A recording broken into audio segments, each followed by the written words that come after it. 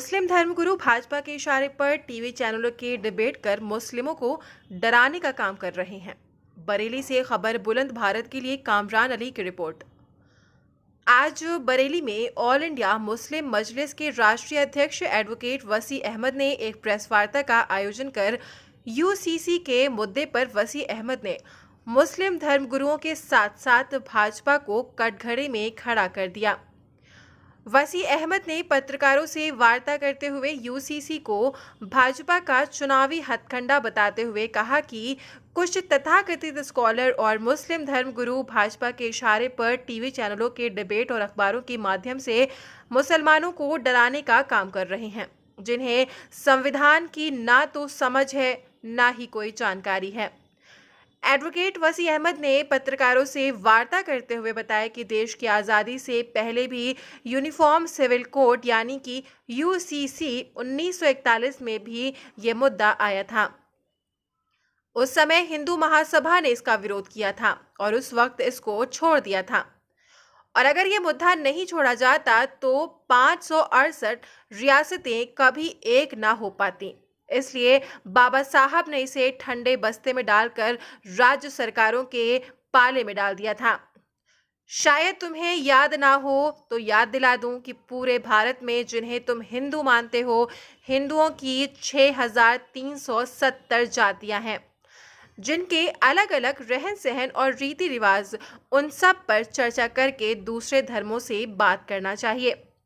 अभी तो यूसीसी सामने आने दीजिए। कुछ राज्यों को छोड़कर बाकी में तो विरोधियों की सरकारें हैं। मुसलमानों से ज्यादा हिंदू इसका विरोध करेंगे। भाजपा केवल मुस्लिम मुस्लिम चिल्लाकर वोटों का ध्रुवीकरण करना चाहती है, इसलिए मुसलमानों को शांति से सोचने की जरूरत है। मानवाधिकारों की और मजहब की बात आएगी तो संविधान और सुप्रीम कोर्ट संरक्षण देगा। यूसीसी पर मुस्लिम जितनी तिथि प्रतिक्रिया देते उतनी ही तेजी से हिंदुओं का ध्रुवीकरण होगा। भाजपा भी यही चाहती है। इस सिलसिले में आपने प्रेस वार्ता बुलाई। मैं वसी अहमद एडवोकेट, राष्ट्रीय ऑल इंडिया मुस्लिम मजलिस। आज मैंने ये प्रेस वार्ता इसलिए बुलाई है कि केंद्र सरकार द्वारा यूनिफॉर्म सिविल कोड का जो मुद्दा आवाम के बीच रखा गया है, जिसको लेकर हाय तो मच चाहिए, मैं बताना ये चाहता हूँ और मुस्लिम मजलिस के मत से कहना चाहता हूँ कि मुसलमान इस मुद्दे पे गुमराह ना हो। इसकी वास्तविकता अलग है, इसका संवैधानिक बाध्यताएं अलग हैं, और बीजेपी चाहती है कि मुसलमान इस पर सख्त से सख्त प्रतिक्रिया दे ताकि हिंदू वोट पोलराइज हो, हिंदू वोटों को गुमराह किया जा सके। इस स्थिति को स्पष्ट करने के लिए ही ये प्रेस वार्ता बनाई। वसी साहब, जैसा कि यूसीसी सरकार ने भी कोई मसौदा तैयार नहीं किया है और मुस्लिम उलमा जो है वो आक्रामक रूप में आ गए हैं, इस पर क्या कहना चाहिए? देखिए, बीजेपी का जो मोदी मीडिया है उसके बीच में बीजेपी अपने ही लोगों को बिठालकर इस मुद्दे को गरमाने की कोशिश कर रही है। मैं आम मुसलमानों से अपील करना चाहता हूं कि इस मुद्दे पे कोई प्रतिक्रिया न दें, क्योंकि अभी ना तो कोई अवाम के बीच में मसौदा है, कैसा प्रोफार्मा होगा ये भी नहीं आया है, और दूसरी बात, ये फंडामेंटल राइट्स को वायलेट करता है। इसके लाने का कोई औचित्य नहीं है। इससे पहले भी कोशिश हो चुकी है, जब हिंदुस्तान में फेडरल गवर्नमेंट थी और उस वक्त भी ये प्रस्ताव आया था, लेकिन क्योंकि छोटी छोटी रियासतों को मिलाकर इस देश को बनाया गया है, 568 रियासतों को मिलाकर बनाया गया है, जिनकी अपनी अपनी संस्कृति है, और विभिन्न संस्कृतियों के लोगों को मिलाकर इस संविधान में जगह दी गई है। वो अपनी संस्कृति छोड़ नहीं सकते, और ये यूनिफॉर्म सिविल कोड की कोई कानूनी बाध्यता नहीं है। ये सिर्फ एक प्रस्ताव है, एक शगुफा है। अगर यूसीसी लागू होता है मसौदा आने के बाद, तो मुसलमानों के अलावा किन किन को इसका नुकसान होगा? सबसे पहले खुद सरकार ने जो कुछ कानून बनाए वो सब वायलेट होंगे। फॉर एग्जाम्पल, जैसे पंजाब में उन्होंने अभी मैरिज एक्ट बनाया, वो वायलेट होगा। गोवा में उन्होंने एक एक्ट बनाया कि हिंदू अगर उसकी कोई बच्चा नहीं होता है तो वो दूसरी शादी कर सकता है, वो वायलेट होगा। नागालैंड होगा, त्रिपुरा होगा, मिजोरम होगा। इनकी अपनी अपनी संस्कृतियाँ हैं, ये जनजातियाँ हैं, ये अपनी संस्कृति को छोड़ नहीं सकते और जब तक सारे स्टेटों की मान्यताएं नहीं होंगी, सबकी नहीं होगी, तो ऐसा कोई बिल पास नहीं हो सकता। सिर्फ मुसलमानों को खेलने के लिए, मुसलमानों को उकसाने के लिए, ताकि हिंदी बेल्ट में इसका फ़ायदा उठा सकें, यही इसका मकसद है। यूनिफॉर्म सिविल कोड ना आ सकता है, ना पास हो सकता है, ये कहीं से कहीं तक मुमकिन नहीं है। लेकिन हिंदू वोटों को पोलराइज करने और मुसलमानों को उकसाकर उनसे सख्त बयानी लेकर वोटों को पोलराइजेशन 24 का रास्ता अपनाने की कोशिश कर रही है। वसी साहब, जैसे कि मुसलमानों के अलावा ना तो इसका ईसाई विरोध कर रहे हैं, ना सिख विरोध कर रहे हैं, ना जैन विरोध कर रहे हैं, ना पारसी विरोध कर रहे हैं, तो मुसलमान क्यों विरोध कर रहे हैं इसके? मुसलमानों को कतई विरोध नहीं करना चाहिए। सिखों ने बाकायदा, गुरुद्वारा प्रबंध कमेटी ने बाकायदा प्रस्ताव कर दिया है कि हम इसको नहीं मानते।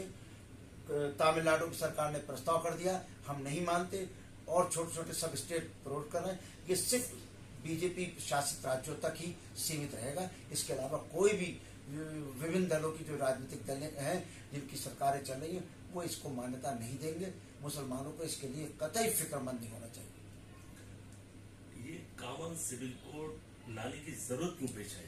कॉमन सिविल कोड एक आर्टिकल 44 का प्रस्ताव है, मैंडेटरी नहीं है, क्योंकि ये फंडामेंटल राइट को वायलेट करता है और मूलभूत ढांचे को संविधान के तोड़ देगा अगर ये बिल लाया जाता है। इसकी संवैधानिक बाध्यताएं हैं, इसलिए इससे किसी को परेशान होने की जरूरत नहीं है। ये सिर्फ राजनीतिक मुद्दा है और राजनीति के लिए ही लाया गया है। 9 साल से सरकार थी, कभी फिक्र नहीं थी, सिर्फ क्योंकि 24 करीब है, इसलिए एक ऐसा मुद्दा चाहिए। बीजेपी के सामने या तो ये मुद्दे हैं, या धार्मिक मुद्दे हैं, या दंगे हैं। इसके अलावा उनके पास आर्थिक और सामाजिक मुद्दों पर काम करने या बात करने को बीजेपी वाले तैयार नहीं हैं। कुछ स्वयंभू धर्म गुरु जो अपने आप को बड़ा धर्म गुरु कहते हैं, वो पहले दिन से ही इसकी मुखालफत में बयानबाजी और आपके डिबेट में बैठना उन लोगों ने शुरू कर दिया है। तो ये कौन से लोग हैं जो इस तरह के मुसलमानों को गुमराह कर रहे हैं? बीजेपी के अपने एक ग्रुप है, राष्ट्रीय मुस्लिम मंच, उसी से संबंधित लोग हैं जो मोदी मीडिया पे बैठकर बुरा भला बकते हैं और उसके बाद वो जो है उसको उकसाने का काम और उत्तेजित भाषाओं का इस्तेमाल करके वोटों को पोलराइज करने का काम कर रहे हैं। एक आपके यहाँ बरेली में दरगाह आला हजरत में मौलाना शहाबुद्दीन साहब हैं, उनकी भी जबरदस्त प्रतिक्रिया इस पर आ रही है, इस पर क्या कहना चाहेंगे? वो बेचारे हर चीज़ पर प्रतिक्रिया बगैर बोले ही देना शुरू कर देते हैं, बगैर सोचे समझे। मैं चाहूँगा तो उनसे दरख्वास्त करूँगा कि वो सोच समझ के बयानबाजी करें। हर चीज़ का बयान या हर चीज़ का विरोध नहीं किया जाता, कुछ चीज़ों को समझने की जरूरत है। ये जो मौलाना डिबेट में बैठ रहे हैं, क्या इन्हें कानून की कोई जानकारी नहीं है? बेवजह की ये कौम को गुमराह कर रहे हैं? देखिए, जितने लोग डिबेट में बैठ रहे हैं और नेशनल मीडिया में जो दिखाए जा रहे हैं, उनका ना मुसलमानों से कोई संबंध है और ना किसी संस्था से वो जुड़े हुए हैं।